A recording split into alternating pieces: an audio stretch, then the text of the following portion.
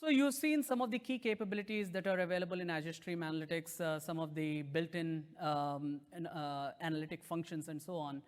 We today have thousands of customers who are actually taking a big bet on Azure Stream Analytics for various mission-critical scenarios. And we have these customers come from various parts of the world, from various industry verticals, from various segments, as you can see.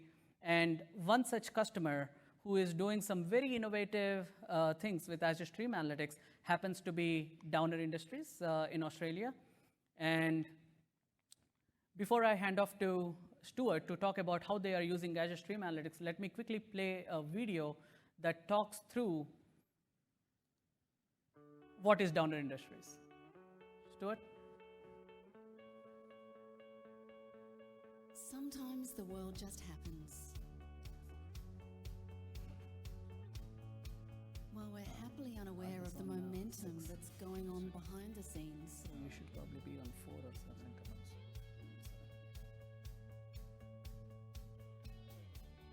At Downer, we're not often seen in the limelight, which is fine by us.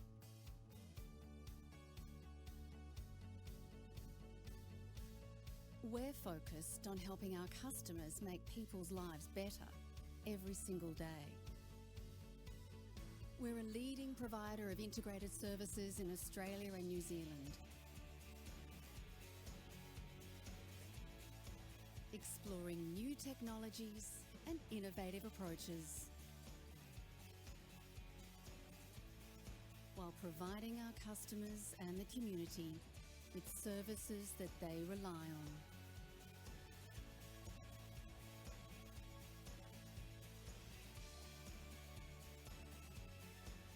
We don't simply deliver services, we manage our customers' assets and build relationships that create success. Harnessing digital technologies to enhance our end-to-end service capabilities, while supporting our communities.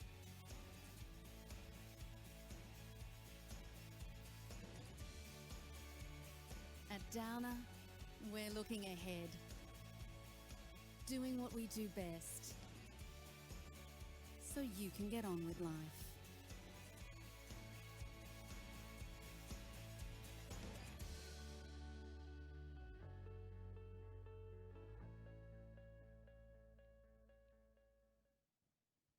Good afternoon, everyone.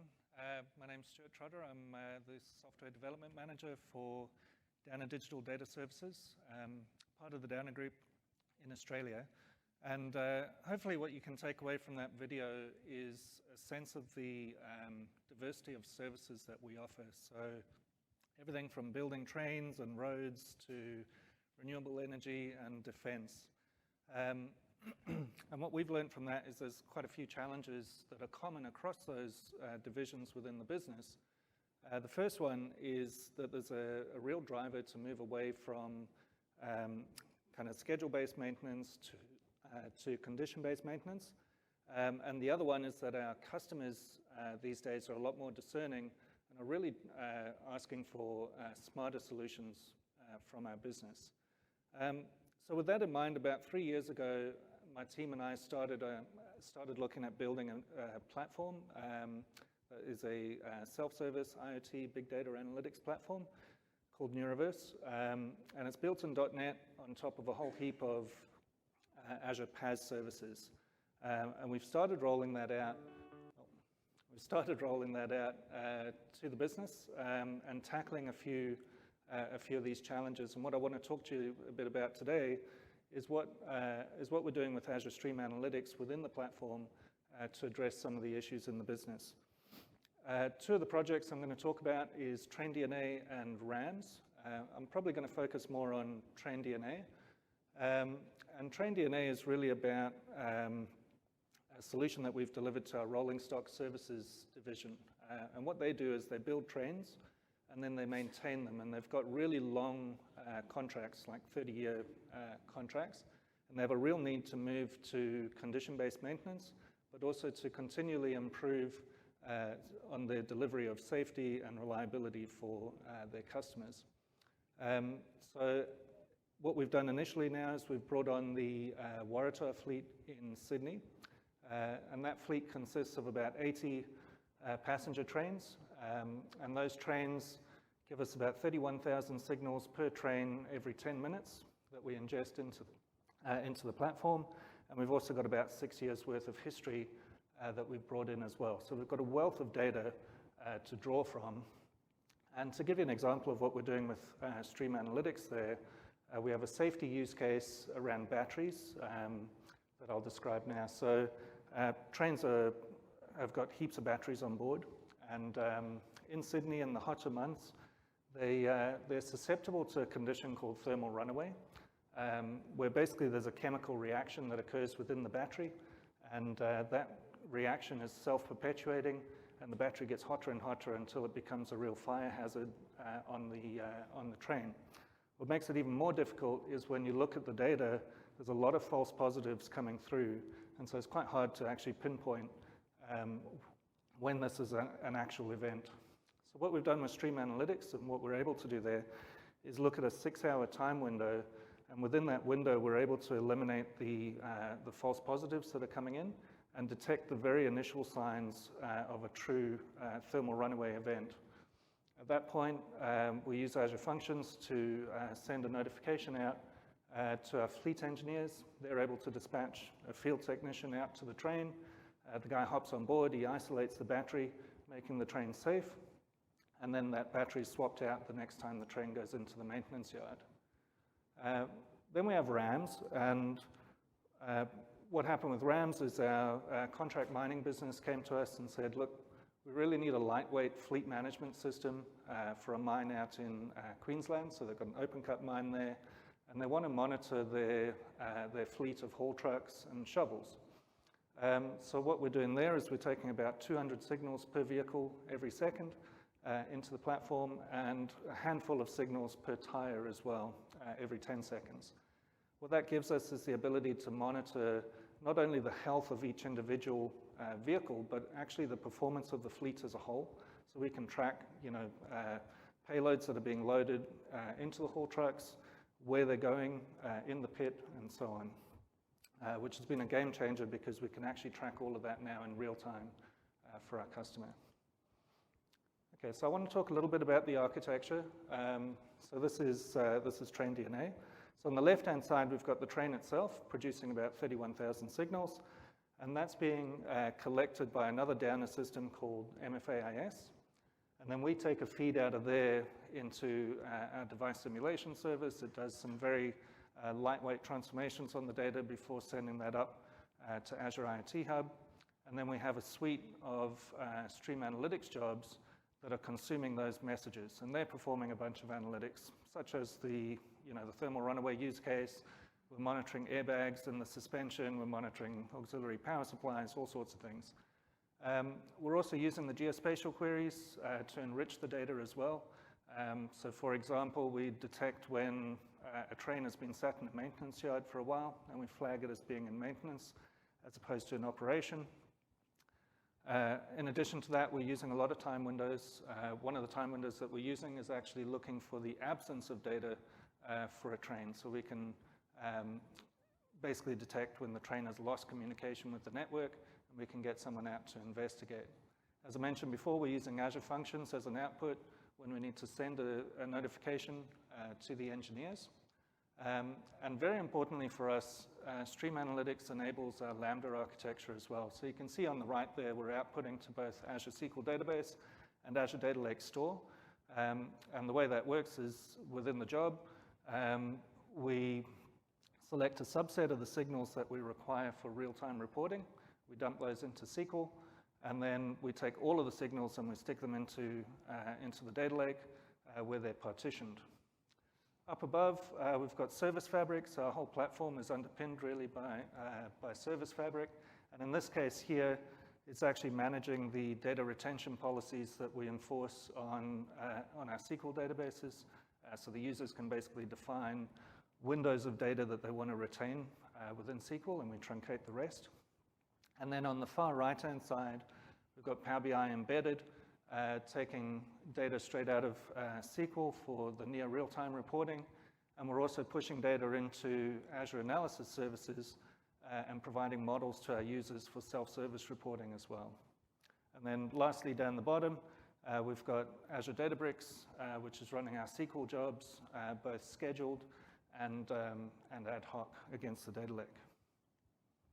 All right, just a very quick one on RAMs. So RAMs, the architecture is very similar, slightly simpler. But on here, you can see some of the signals from the truck actually go directly to the IoT hub via a Regent mesh network and a secure VPN. And then we've got our stream jobs again. And again, we're making heavy use of geospatial queries. A good example in this case is we're actually suppressing alerts when they're not useful. So if a truck has got a flat tire and it's sat in a workshop, we don't want to be sending alerts out. Okay. So we'll jump into a quick demo. I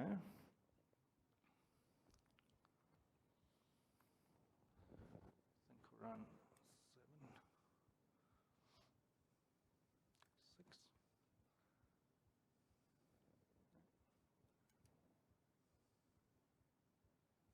So there's quite a few buttons.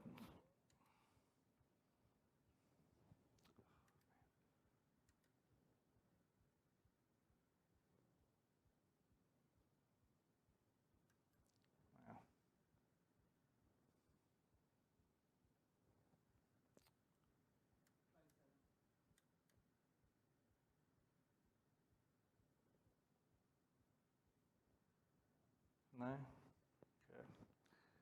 And that is 7. I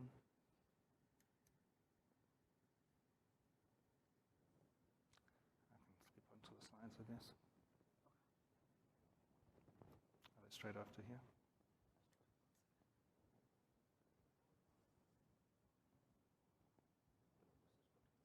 No.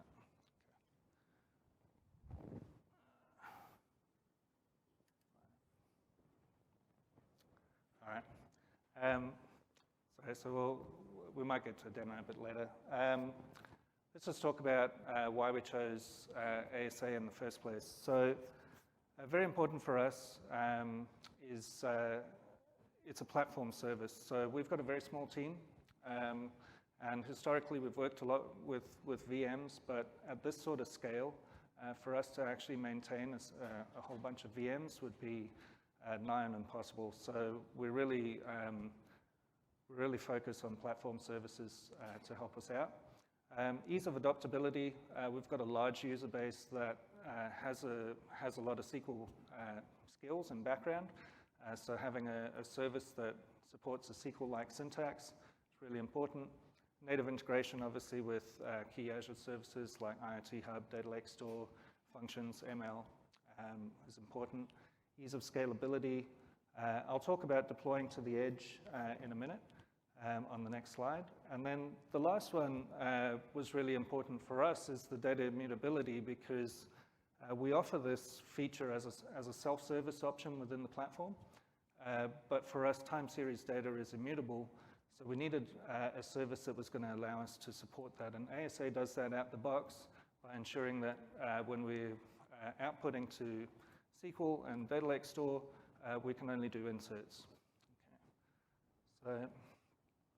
So next steps for us, Edge Analytics, we basically want to start deploying stream jobs down onto the train and monitoring. We want to be monitoring sub-second data on the train itself and raising those low latency notifications to the driver and the guard that are on the train. What we also want to do with Edge Analytics is we have another project that's on the go called TrackDNA, where we build railway lines as well and do the signaling. So we want to get involved in the signaling there, but it needs to be robust and highly available. So we're going to deploy to the edge, and if the site goes offline, they're still getting their alerts and their analytics. TrainDNA, we're expanding. We're adding extra fleets this year. I've also done a HoloLens POC there, where we're actually streaming live telemetry down to the HoloLens through Stream Analytics. Smart facilities, we're connecting up a whole bunch of mining camps to the platform. Renewables DNA, we're building one of Australia's largest solar farms and connecting that to Neuriverse as well. And then we're rolling out that RAM solution to our roads business, who build Australia's roads and have a whole fleet of vehicles that they need to manage. Okay. Right, so in lieu of a demo, this is kind of a view of the alerts for the Waratah fleet, so we can see the fleet and where they are. We can get a view of the statuses of each of the trains. If you click the eye there, you get an idea of all the business rules that are active, that are all backed by Stream Analytics. And then we can drill down into a specific train, have a look at the alerts that have been raised, and basically scan through the use case, recommended actions, that sort of thing. From there, engineers can actually drill down to specific signals, and if they really want to, they can hop into a notebook and do some analysis.